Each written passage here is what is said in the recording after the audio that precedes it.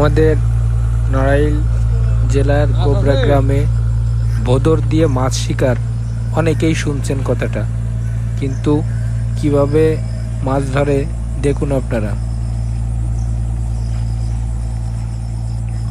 নড়াইলের চিত্রা নদীতে এভাবেই প্রতিনিয়ত জেলেরা মাছ ধরে।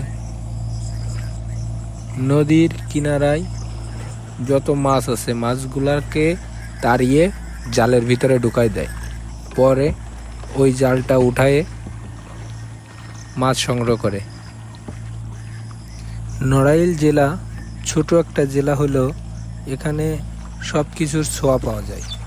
নদী, খাল, বিল। ধন্যবাদ সকলকে।